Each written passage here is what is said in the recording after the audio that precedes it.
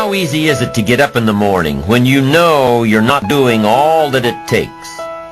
It's not very easy at all. You can just lay there awake thinking, oh, what's a few more minutes in bed? It won't matter much anyway. Wrong. It does matter. It will matter. Now, how easy is it to get up in the morning when you're pouring it on, doing the best you can, anxious to get going, make progress toward your dreams? It's a whole different story. When you're resting to renew your reserves, it's much different than resting to avoid your day. When you're psyched up and excited for your life, when you're excited for what you've planned to accomplish for the day, it's amazing. You'll wake up before the alarm clock even tries to startle you awake. Your successes fuel your ambition. Your successes give you extra energy. Your successes pave the way for more successes. It's the snowball effect. With one success, you're excited to meet another, and another, and another. And pretty soon, the disciplines that were so difficult in the beginning, the disciplines that got you going, are now part of your philosophy. How do you know when you're successful? Do you have to be a millionaire? No. All we ask of you is that you earn all you possibly can. If you earn $10,000 a year and that's the best you can do, that's enough. God and everything else will see to it that you're okay. The key is to just do the best you can. If it's $10,000 a year, wonderful. If it's $100,000 a year, wonderful. If it's $1 million a year, wonderful. It doesn't matter $10,000 a year or $1 million a year. It doesn't matter as long as you've done the best you possibly can. Earn the most you possibly can. Be the most you possibly can. And here's why. The essence of life is growth. The essence of life is growth, to do the best you can. And here's what's interesting. Humans are the only life form that will do less than they possibly can. Humans are the only life form that will settle for less. Every other life form except human beings strive to its maximum capacity.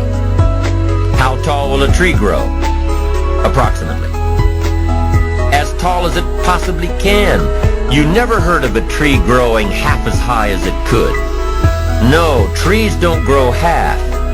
Trees send their roots down as deep as possible, stretch their limbs up as high as possible, produce every leaf possible and every fruit possible. As a matter of fact, you never heard of a human physically growing half. We keep growing until we're done. Now that's a part of life we can't control. It's genetically coded. And that's probably why we keep growing till we're done.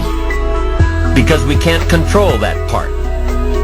It's the rest of our growing that we control. The growing of our minds, the expansion of our minds, that we can control. And that's what tends to get away from us. All life forms inherently strive to their max except human beings. Now, why wouldn't human beings strive to their maximum possibility? Here's why. Because we've been given the dignity of choice. It makes us different than alligators and trees and birds.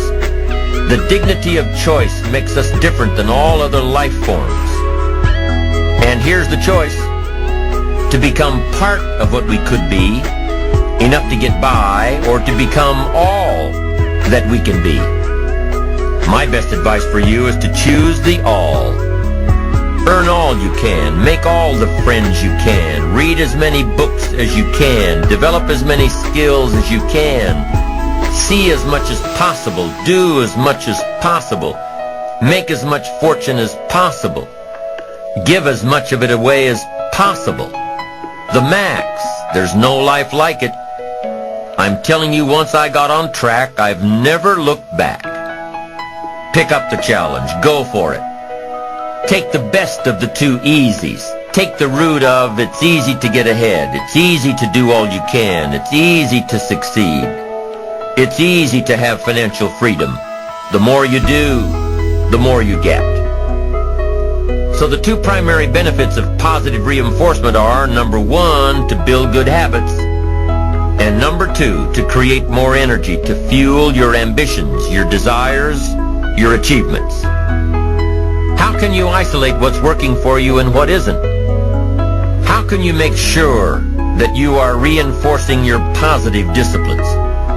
Well, if it isn't apparent, easy to see right away, if what you're doing is happening in such small increments that you're not sure if you're on track, then you need to be writing it down. You need to keep a journal anyway. But if you really aren't sure that what you're doing is making measurable progress, you need to keep a written record.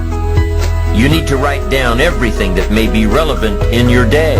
What you did, who you saw, what you felt, how it may or may not affect you now and in the future. The best way to track your activities of the day is to write them down. The best way to track your activities of the week is to write them down.